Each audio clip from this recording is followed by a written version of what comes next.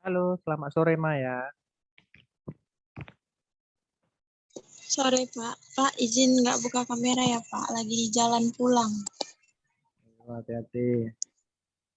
Iya Pak.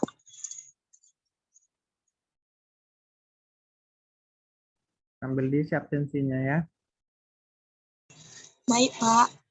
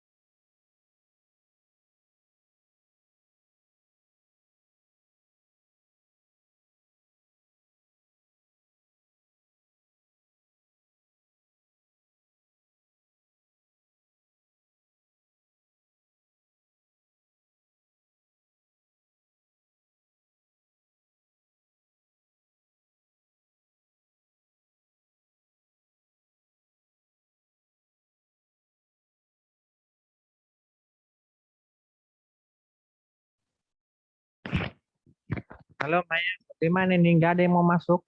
Kita lanjut aja. Baik Pak. Iya, temanmu nggak ada niat belajar.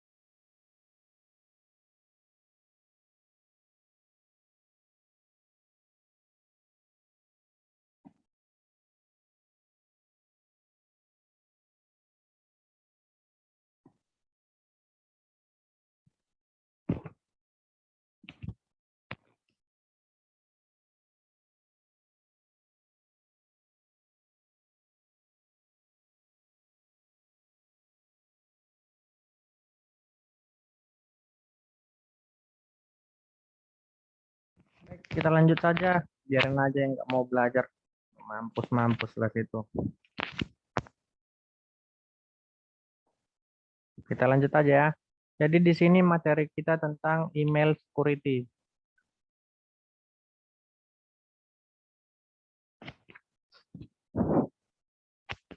Sistem email terdiri dari dua komponen, yaitu ada yang namanya MUA dan ada namanya MTA. MUA itu di sini Mail User Agent. Jadi ini merupakan komponen yang digunakan oleh pengguna email. Jadi ini biasanya disebut program mail. Jadi MUA ini digunakan untuk menuliskan email seperti halnya mesin ketik digunakan untuk menulis surat zaman dahulu. Jadi contohnya Eudora, Netscape, Outlook, Pegasus, Thunderbird, kemudian PIN, kemudian Mood, ada LM, Mail, dan lain-lainnya. Itu adalah surat elektronik berupa yang bisa disalurkan melalui media internet. Selanjutnya Mail Transfer Agent atau MTA. Jadi ini merupakan program yang sesungguhnya mengantar email, biasanya dikenal dengan istilah mailer MTA. Ini biasanya bukan urusan pengguna. Jadi ini merupakan urusan dari administrator. Jadi contohnya di sini ada Postfix, kemudian Gmail, ada Sendmail, ada Exchange, ada apa ini Diamond, kemudian ada Mercury, kemudian banyak lagi ya. Jadi format email itu udah sering kalian lihat di sini agar email dapat berjalan dengan sempurna dan tidak terhubung kepada vendor atau ke program tertentu. Jadi di sini didefinisikan beberapa standar. Standar yang pertama adalah RFC 822 yang mendefinisikan format dari email. Jadi standar ini kemudian diperbaharui menjadi RFC 2822. Jadi contohnya di sini ada dari From Budi Raharjo. Kan biasa kita kalau buat email. Jadi di sini ada pemberitahuannya From, dia dari Budi Raharjo, kemudian ini alamat emailnya Budi Raharjo, kemudian ada ke mana ditujukan. Nah, jadi ini dia ke sibudi@hotmail.com. Kemudian subjeknya apa? Subjeknya di sini ujian diundur. Inilah header pada email. Sering kalian lihat kan? Kemudian isinya apa? Isi atau body. Nah, jadi bisa sesuka hati kalian. Selamat pagi Bapak Ibu. Berikut saya sampaikan surat ini lamaran. Surat serah.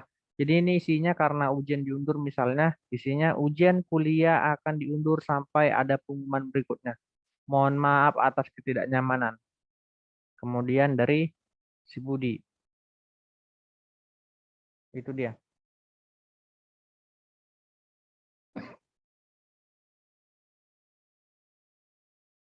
Kemudian ada format emailnya di sini pada header dapat memiliki banyak field.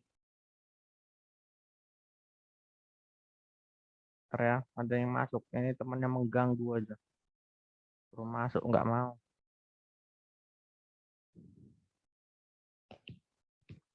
Jadi di sini ada beberapa field yang bagus seperti from, kemudian to, kemudian subjeknya, ada date-nya, ada CC-nya, kemudian ada BCC-nya. Tetapi ada juga field yang ada, namun biasanya tidak terlihat. Seperti message ID, kemudian resipnya, dan banyak lagi. Kemudian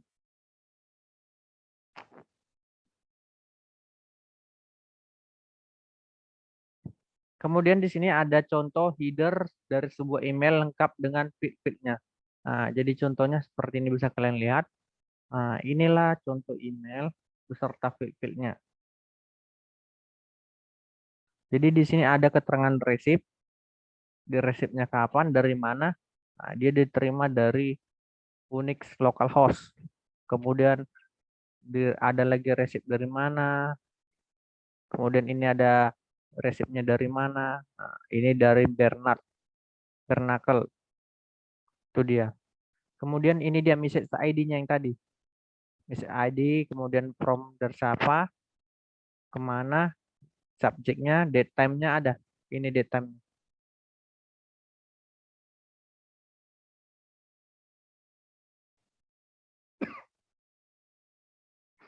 Selanjutnya ada di sini format email lanjutannya ada body dari email diletakkan setelah header dalam bentuk teks atau dalam bentuk ASCII. Jadi ini bagaimana dengan berkas biner atau surat titik doc, kemudian file tipenya zip, gambar tipenya JPG, kemudian lagu tipenya MP3. Nah, jadi yang sering kita kirimkan dalam bentuk attachment.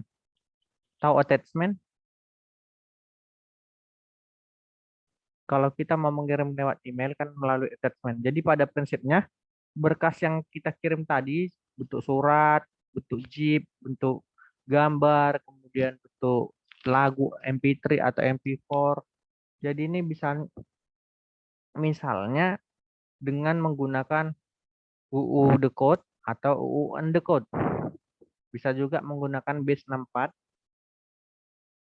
dan beberapa coding lainnya. Jadi pemilihan kode ini biasanya terkait dengan efisiensi saja. Jadi masalah yang berhubungan dengan email ada banyak masalah-masalah yang sering kita hadapi. Yang pertama yaitu disadap. Kemudian emailnya dipalsukan, disusupi virus, ada spamming, ada mailbomb, dan ada mail release. Ini semua sering terjadi pada email. Biasanya email-email yang berharga yang dia diserang seperti ini. Jadi kalau kalian emailnya cuma untuk Facebook aja, Facebooknya nggak berguna, ya nggak diserang.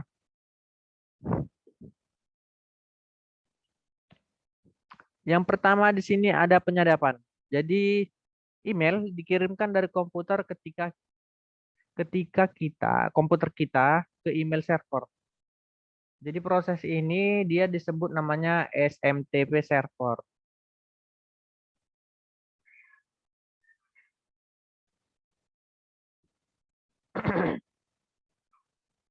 Jadi email tersebut diproses dan dikirimkan ke server berikutnya yang seterusnya sampai ke server mail yang dituju, kemudian ke mailbox dari pengguna email yang dituju.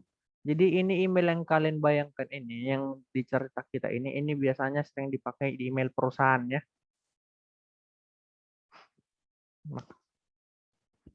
Jadi dia, kalau kalian lihat ada email server, email apa, dia menggunakan yang di perusahaan. Jadi satu itunya, servernya. Jadi setiap server yang dilalui membubuhi tanda dengan menambahkan header atau receipt. Seperti contohnya email sebelumnya yang memperlihatkan banyak field receipt. Contoh yang tadi yang Bapak lihat tadi yang pertama. Kemudian urutan penambahan, misalnya penambahan stempel ini adalah dari bawah ke atas. Kemudian mail server yang baru saja menerima email tersebut akan membubuhkan tanda resip di bagian teratasnya. Kemudian potensi penyadapan dapat terjadi pada setiap jalur yang dilalui, termasuk pada server yang menjadi perantara email tersebut. Kemudian potensi dalam penyadapan ini dapat terjadi karena pengiriman email menggunakan protokol SMTP atau Simple Mail Transport Protocol yang tidak menggunakan enkripsi. Jadi jika kita berada pada satu jaringan yang sama dengan orang lain, misalnya di kantor tadi yang mengirim email atau yang dilalui oleh email, maka kita bisa menyadap email dengan memantau port 25. Yaitu port yang digunakan oleh SMTP. Demikian pula untuk mengambil email yang menggunakan protokol POP atau Post Office Protocol. Jadi protokol yang menggunakan port 10 ini juga tidak menggunakan enkripsi di dalam transfer datanya. Jadi ketika seorang pengguna mengambil email melalui POP ke email server, maka kita bisa menyadap data melewati jaringan tersebut. Makanya kalian hati-hati yang menggunakan email di kantor, jangan sembarangan, karena itu bisa disadap melalui SMTP atau POP. Kemudian ada di sini lagi penyadapan lanjutnya, agar email aman dari penyadapan, maka perlu digunakan enkripsi untuk mengacak isi dari email tersebut. Header dari email tetap tidak dapat dienkripsi karena nantinya akan membingungkan si MTA. Saat ini sudah ada beberapa program tools yang dapat memproteksi terhadap penyadapan email. Contohnya ada Pretty Good Privacy atau PGP, ada GNU-PG, dan ada PEM. Nanti bisa kalian download software ini, kalian coba bagian di kantor. Siapa tahu ada yang nyadap kalian. Kemudian email palsu. Nah, ini sering.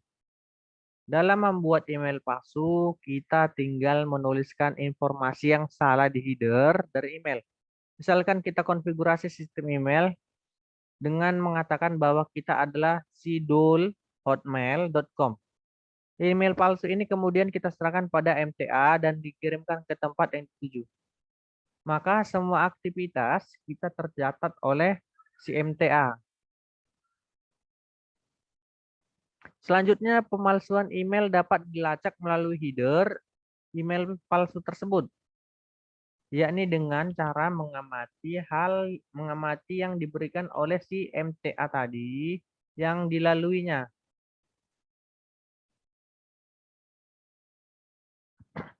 Jadi sini pada gambar ini adalah salah satu situs yang membuat email palsu. Bisa kalian buat nanti, nama softwarenya emk.cz. Nah, ini bisa ke Gmail atau ke Yahoo. Nah, ini dia untuk membuat email-email palsu. Nanti bisa kalian buat, kalian tes, kirimlah ke email kalian. Kemudian cara melindungi kita dari email palsu. Yang pertama dengan melihat header dari si email tersebut.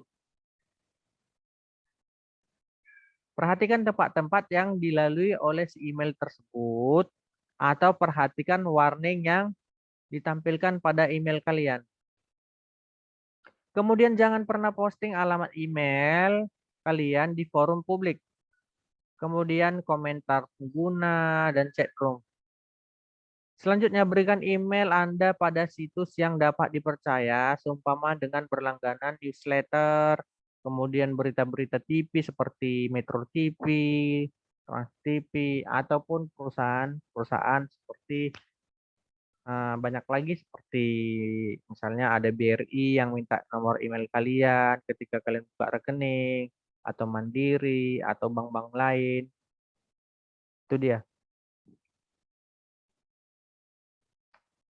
Jangan sembarangan melakukan survei online dan mengisi formulir tanggapan. Nah, ini biasanya sering. Nanti ada di website, Anda mendapatkan handphone, silakan isi email, password, ya kan? Sering gitu kan? Ada yang pernah gitu? Halo, Ada, Pak.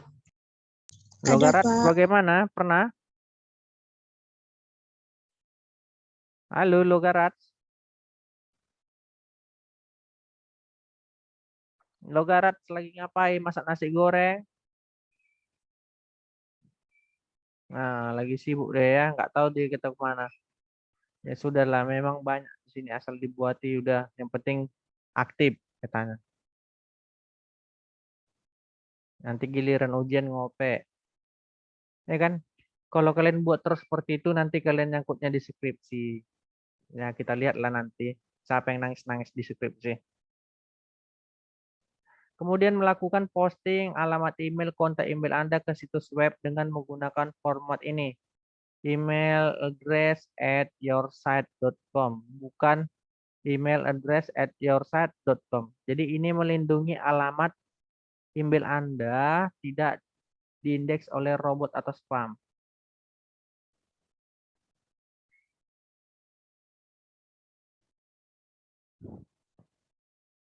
Kemudian jangan merespon pesan tipuan atau palsu.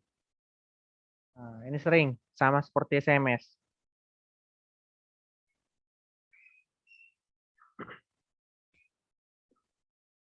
Jadi bila Anda menerima email hoax, hindari meneruskan ke teman-teman kalian. Jadi contohnya pesan tipuan dapat ditemukan di hoaxsailor.com. Jadi Anda benar-benar ingin meneruskan ke teman Anda, pastikan bahwa menggunakan opsi BCC atau blind carbon copy untuk mengirim email. Opsi ini akan menyembunyikan semua ID email yang kita teruskan. Selanjutnya, gunakanlah script format mail. Bentar ya. Selanjutnya, gunakanlah script format mail. Jadi sini misalnya dengan menggunakan script PHP atau CGI agar pengunjung website kalian menggunakan form mail untuk menghubungi Anda tanpa memberikan alamat email kepada mereka.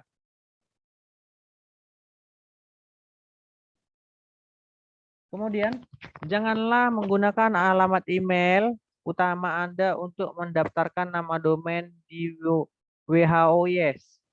Itu dia. Kemudian spammer dapat dengan mudahnya menemukan alamat email Anda melalui layanan pengecekan nama domain seperti voice.net atau domain whitepex.com. Gunakan mail gratis Anda seperti Yahoo Mail ataupun Google Mail.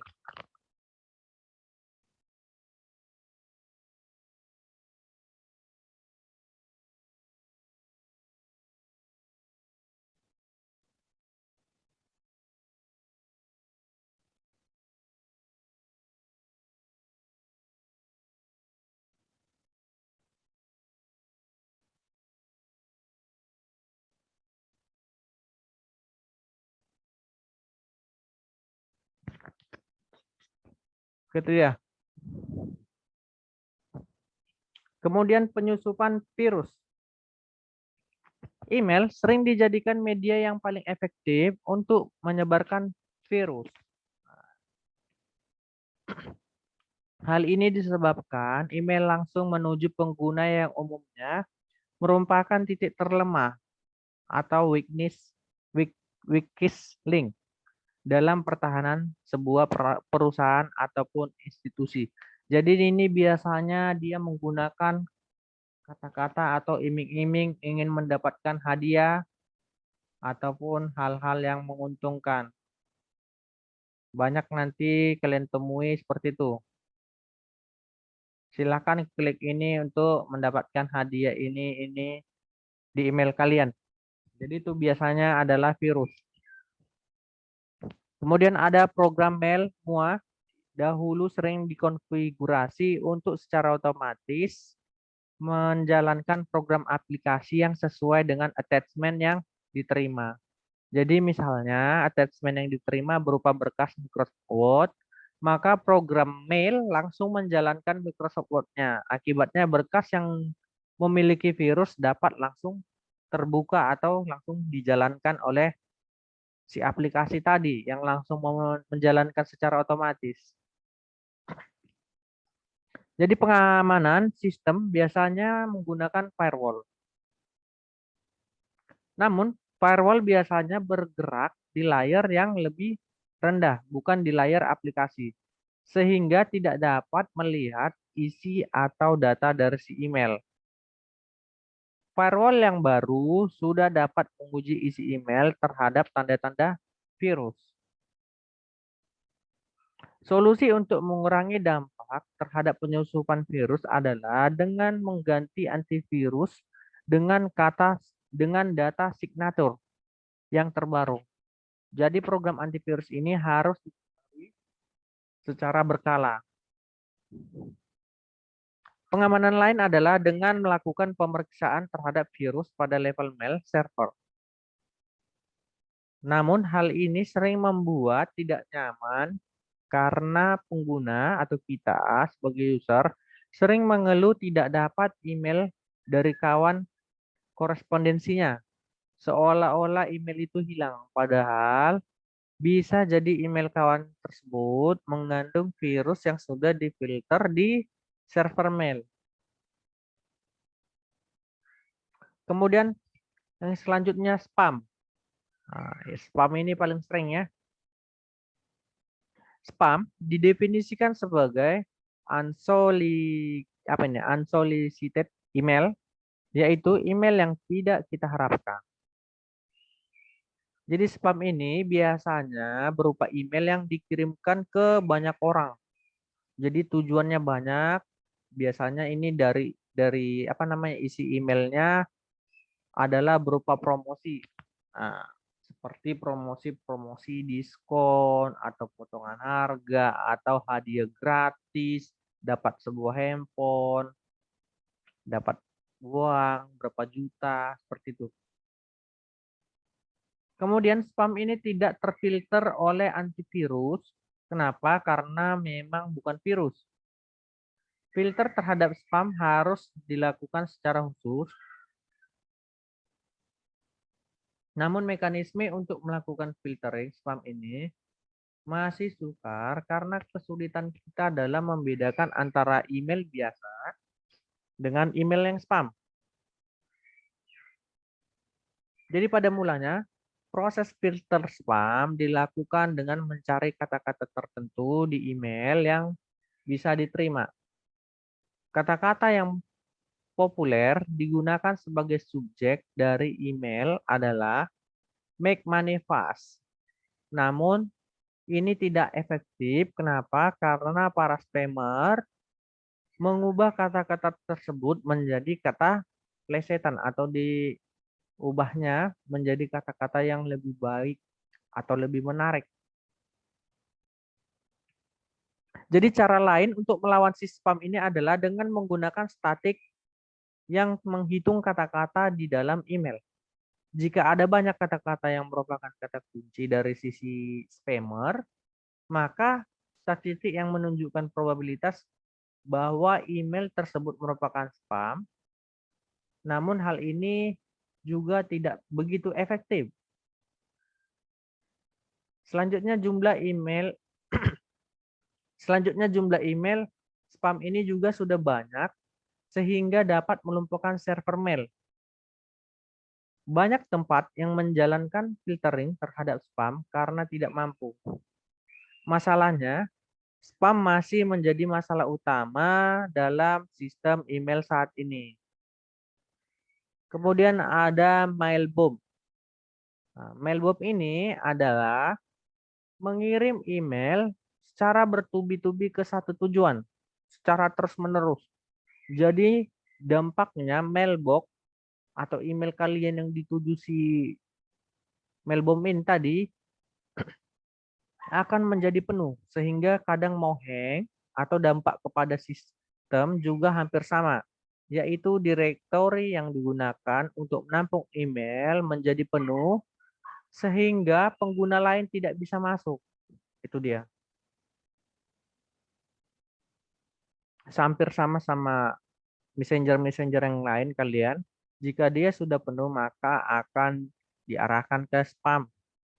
Kemudian pembuatan mailbomb dapat dilakukan dengan mudah, misalnya dengan menggunakan shell script di sistem Unix. Jadi script yang mungkin hanya 3 baris ini melakukan loop, di mana pada setiap loopnya dia memanggil si MTA dan memberinya email yang harus dikirim ke target. Bentar ya, Ibu Betty nelpon.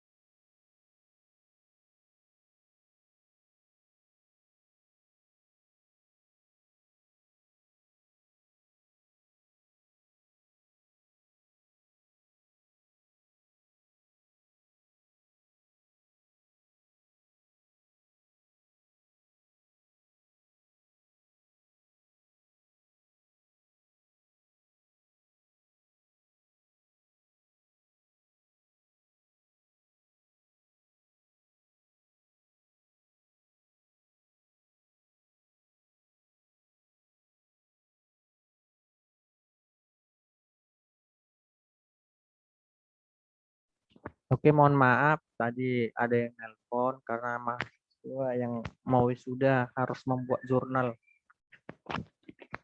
Oke, kita lanjut ya. Ya, Pak.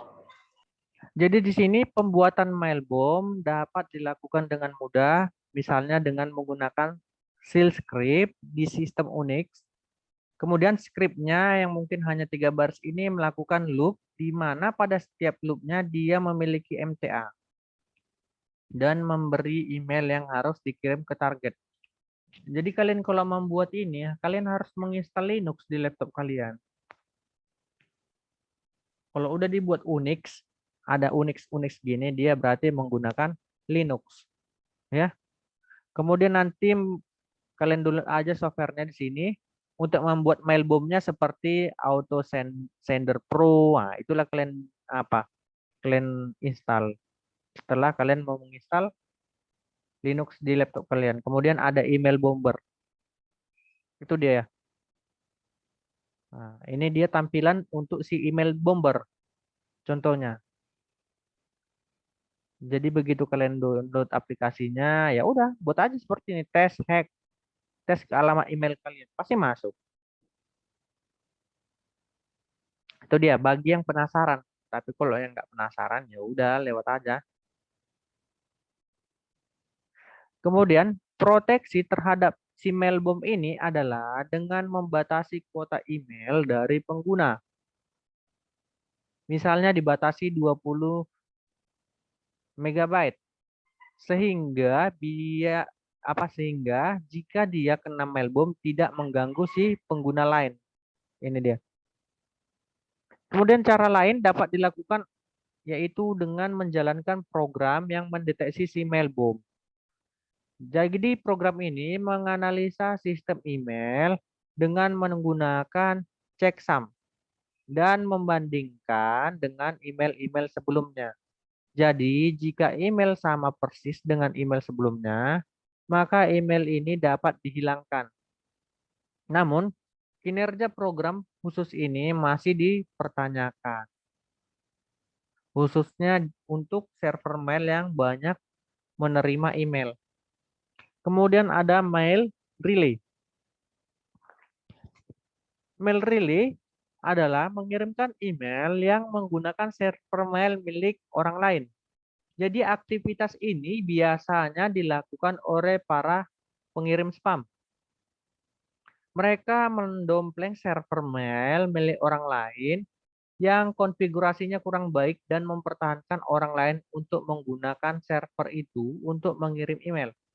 Akibatnya apa? Akibatnya bandwidth dari server tersebut habis digunakan untuk mengirim email spam, bukan email yang sah yang dikirim. Jadi mail relay di sini penyalahgunaannya terhadap server mail yang terbuka ini biasanya dilakukan oleh pengirim spam. Banyak tempat yang melakukan filtering terhadap server mail yang digunakan untuk mengirim spam. Selanjutnya kita juga dapat melakukan proteksi terhadap spam dengan melakukan filtering terhadap server mail yang terbuka. Jadi MTA ini kita dapat konfigurasi untuk menolak email yang berasal dari server mail yang diperkenankan oleh si mail relay tersebut. Kemudian di sini ada daftar database mail relay. Jadi tempat-tempat database server yang diperkenalkan mail relay ada ini. Kalian lihat alamat emailnya. Bisa kalian lihat ada mail all booster preference system, ada linknya http. Ini dia, ada 3. Oke, sampai di sini ada yang mau ditanya? Masih ada sisa waktu 5 menit lagi. Bagaimana? Kiren Rats, Maya, Logarats, Erlina, Rina, Nisa, Simina, bagaimana? Tidak ada, Pak. Nggak ada, Pak. Logarats, kenapa hari ini kok seperti bisu dia? Ngelalap di chattingnya terus. Pak, mic dia nggak bisa dibuka, Pak, karena itu mesti izin dari Bapak baru dibuka. Mana ada Yang iya di pengaturannya salah. Pernah dinokannya di apanya di browsernya. Makanya clear history dulu. Dibersihkan cacenya yang di browsernya. Semuanya kan udah Bapak izinkan. Kalau nggak Bapak izinkan mana bisa masuk.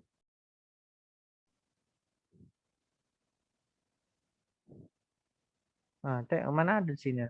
Sini chat, ask to start video, pin, make host, rename, 4 waiting room, remove, report. Nggak ada loh pengaturannya.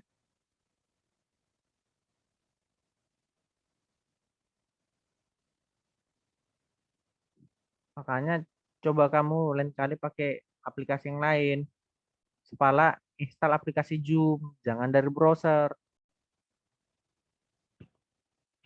Oke, kalau nggak ada pertanyaan kita selesaikan aja ya.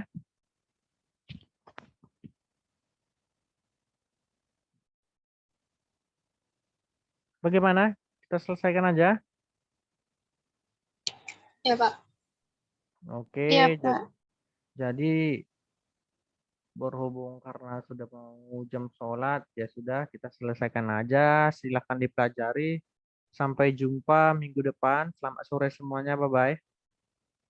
Sore, Pak. Jangan lupa isi Sore, Pak. absensi ya. Oke, Pak.